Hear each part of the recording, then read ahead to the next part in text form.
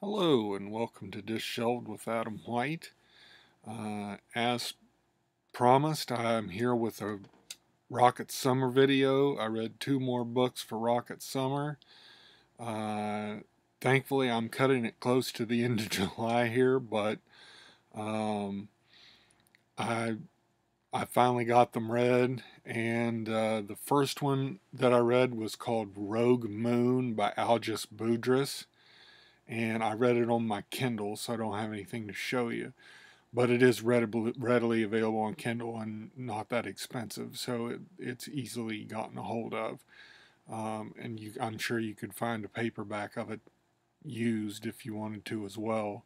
I'm not sure, but it is easily available on Kindle. But it was a book about they find uh, this strange structure on the moon that every person they send into it gets killed. And they don't know what it is or who put it there. And this scientist on Earth called Ed Hawks, makes this device that it's kind of like a matter transporter, I guess, in Star Trek, but what it does is it completely recreates the human body. And this isn't giving anything away because I mean they talk about this right at the beginning, but he sends a person to the moon and they're essentially like destroyed and created again on the moon, and they're also created again in his laboratory, so he's making two copies of the person. And then the one that goes into the structure on the moon ultimately gets killed, but then the one still on Earth can remember what the person did and how the person died.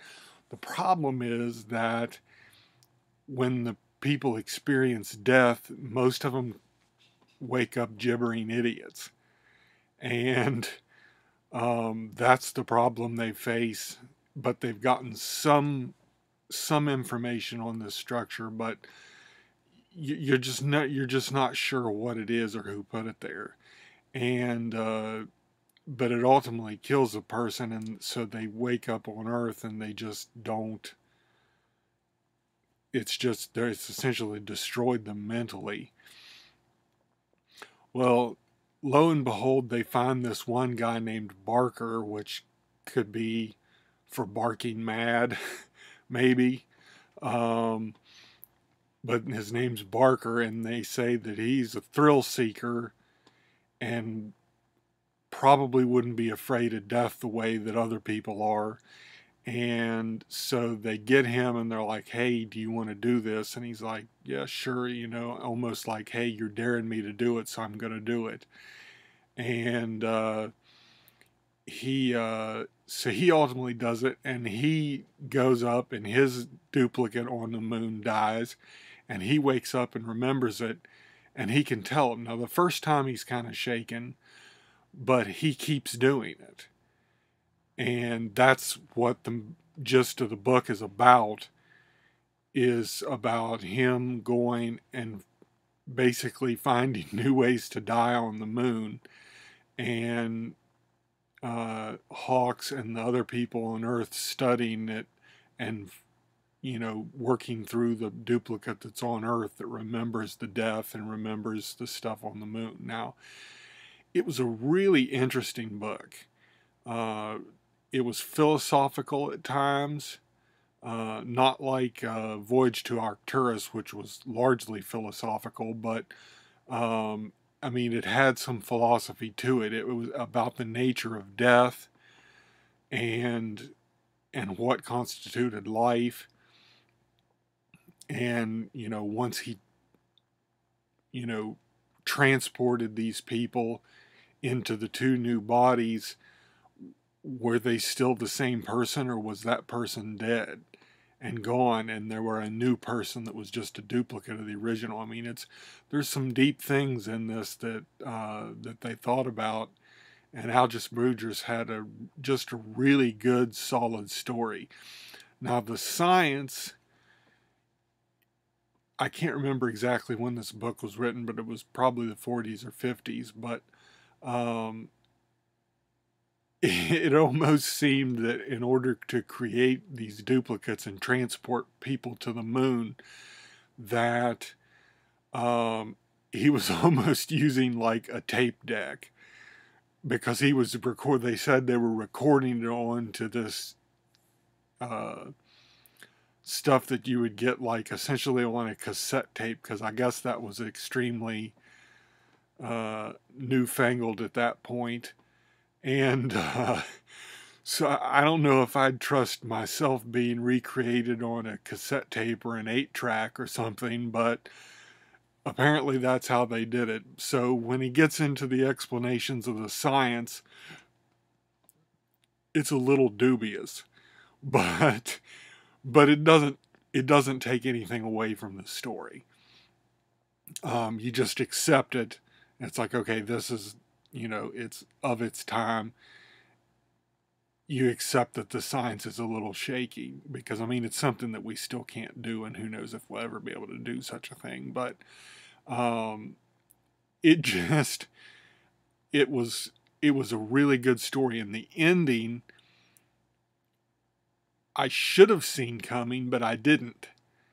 And it was a really poignant ending to the story, and I think you'll like it. And it raised more philosophical questions at the end too, in how it ends, which I'm not going to say anything about, because I thought it was a really effective ending to the story.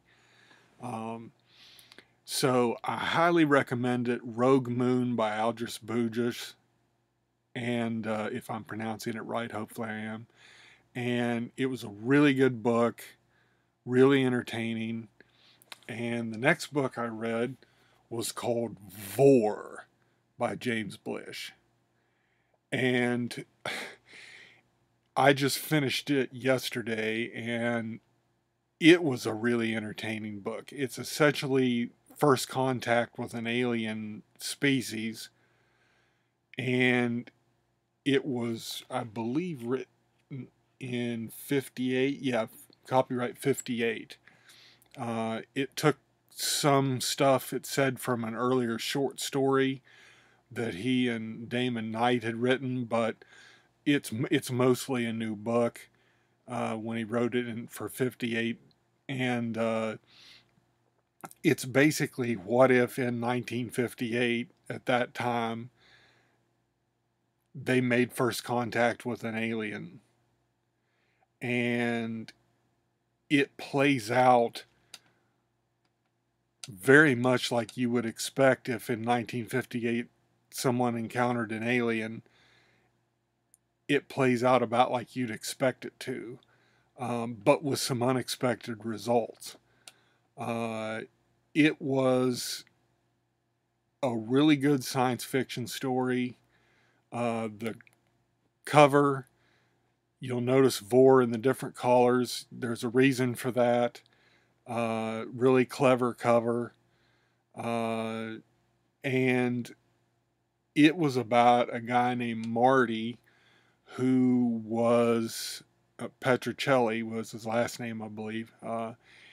And he worked for this kind of like Air Force Reserve type thing in Michigan, and he didn't fly though. So he was an expert on planes and flying, but he didn't fly anymore. He refused to fly. So you've already got that interesting setup with him, because he's the main character and he's a pilot who won't fly, and you don't know why. And there's some early chapters. In the early chapters, there's parts of them where it goes into, one of them goes into his childhood as a real fan of the air pulps, and he met a guy that his father knew who was an ace in World War I, a minor one, but still he was really fascinated by this guy, and he loved all things flying and collected trading cards and air pulps. And I thought it was a really good, I mean, just as a kind of a cutback to show him as a kid and why he loved flying so much. I thought it was a really effective way of doing it, and it was just a lot of fun because I love the pulps too. And but the rest, and he went on to be, I think he was in World War II, and was a pilot, and he just was really into flying when he was young, and when he was, and he just, but then in the present day he refuses to fly, so you don't know why. Eventually you find out why, and you have to wonder if he'll ever be able to overcome it or not. And that plays out in a good way in the book. But I thought it was a really good subplot to the book, that really made it interesting, made the character of Marty interesting, especially. And he had a wife who was kind of shaky on the marriage, and he had other people he worked with, and so basically this spaceship lands in the middle of Michigan in the forest, and having no idea what it was, they, you know, take pictures of it from the air and all this stuff because it's on fire all around it, and they think something's just happened, or maybe somebody's used a missile on them, or they're not quite sure what's going on.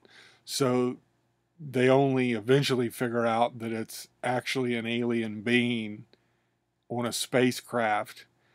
And then the whole rest of the book is them trying to figure out how to communicate with this creature. And they do it in a really interesting way. And it comes back to the cover too. It's just a really fun book. It has a little bit of philosophical things to it as well, as all good science fiction does.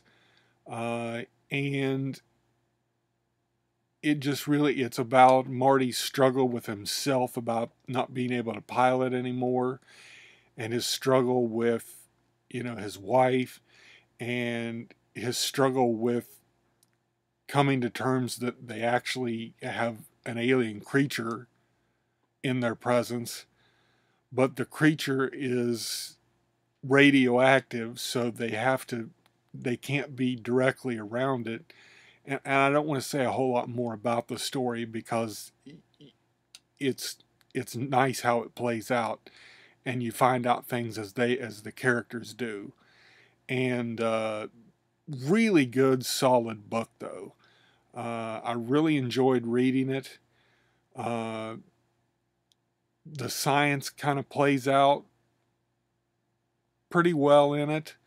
It wasn't as far-fetched as Rogue Moon was. So, I mean, everything that they do in here scientifically is something that they could have done scientifically in 1958. And so it really, it plays out well, but this one's not available on Kindle. I had to track down a used paperback of it, but it is available and you can find it, and it wasn't too expensive. But it was a really good book. I really enjoyed it, and I really enjoyed Rogue Moon too. And just two really solid science fiction books. This one, like I said, was from '58, and the other one was either '40s or '50s. I can't remember. But like I said, it was on Kindle, so I really never saw the title page for it with the date or anything. But really good stories. This is why I love science fiction, because you get a little bit of philosophy in it. You know, the meanings of life and death, and just, you know, encounter what would happen if you did encounter a creature from another world, and, you know, how would you communicate. uh, could you transport your body to the moon and go into an alien death trap? Would you? So I mean, like I said, Rogue Moon was a little more far-fetched than VOR was, but VOR, I thought, really played out in a way that was true to the time it was written. And like I said, it all the science kind of plays out kind of right for it. So if you want something a little closer to reality, but with, the science fiction of an alien species thrown in, VOR would be a good book for you. If you want something a little more fantastical, but still good and raises a lot of philosophical questions, then Rogue Moon would be a good book for you. So anyway, I've gone on long enough. I just wanted to tell you about these 2 books for Rocket Summer. They're really good. I really enjoyed them, and I look forward to reading more science fiction. I'm going to read a few comics next, I think, some collections, and so I've got some things coming down the pipe. I don't know when I'll be on next, but I'm hoping to do it a little bit better than I did in June, which was not at all. So I did 2 this month, so that's a little bit better, but I'm hoping to get back on a more regular schedule, but I can't guarantee it. I just have a lot of things going on right now. So anyway, Rogue Moon by Algis Budrys and VOR by James Blish, both very good books, highly recommended. I hope you'll check them out, and thank you for hanging out with me, and I hope to see you again sooner than later.